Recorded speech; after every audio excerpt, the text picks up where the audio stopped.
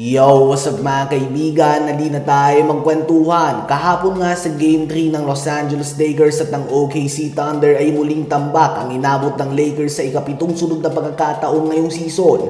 4 sa regular season at 3 naman ngayong playoffs. It's very safe to say na kung hindi nga babalik si Luka Doncic sa Game 4 ay very likely o mataas ang tsansa na dito na magtatapos ang season ng Los Angeles Lakers. At hindi din malayo sa katotohanan na ang Game 4 ay ang last game na din ni LeBron para sa team na ito ng Lakers. Si LeBron nga ay free agent na kapag natapos ang season na ito ng Lakers. Malaya na nga siyang lumipat ng team at sa ngayon nga ay hindi pa tiyak kung ano ba ang magiging sahod ni LeBron dahil si Austin Reeves nga ay free agent na at pati na din si Rui Hachimura. At sa ngayon nga, ang mga mas batang player na ito, sila nga ang mas priority ng Lakers dahil obviously anytime nga ay pwede nang mag-retire si LeBron kaya naman ayaw na nilang sumugal dito at bigyan pa ito ng max contract.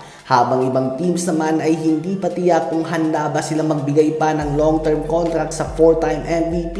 Kaya naman ang Game 4 ng Los Angeles Lakers at ng reigning champs OKC Thunder ay may totoong posibilidad na maging ang huling laro ni LeBron James hindi lamang para sa Lakers kundi pati na din sa buong NBA. Kayo ba mga kaibigan, sa palagay nyo ba ay tuluyan ng wawalisin ng OKC ang Lakers o at least magkakaisa man lang si LeBron at ang kanyang team? Sama na din natin sa update na ito na ang head coach ng Golden State Warriors Steve Kerr ay susubukan pa din na maghabol ng isa pang championship. Nagkasundo na nga sila ng Warriors sa 2 years na kontrata upang manatili sa team na ito. Ang 4-time champion head coach ay nakatanggap nga ng matinding pambabatikos na last few years dahil sa kanyang madalas na paggamit ng small ball lineup at mga play na pang 2015 pa ay ginagamit na niya. Basang-basa na nga daw ng mga team ang estilo ng Warriors kaya naman talagang nahihirapan na si Steph Curry sa depensa at makapuntos. At speaking of Steph Curry, ang 2-time MVP at ang Warriors ay magkakaroon ng pag-uusap tungkol sa contract extension. Nais nga ni Curry na maglaro pa ng madaming taon, subalit hindi pa nga tiyak sa ngayon ang Warriors kung nais pa din nga ba nilang gawing si Curry ang main offensive weapon o franchise player nila sa mga susunod na taon.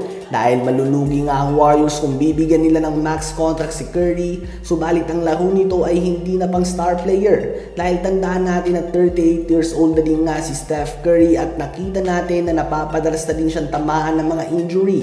Kung kayo ba mga kaibigan ang tatanungin, sa palagay nyo ba ay deserving pa din si Stephen Curry ng 4 years max contract extension kahit na sa huling taon ng kanyang kontrata ay 42 years old na siya?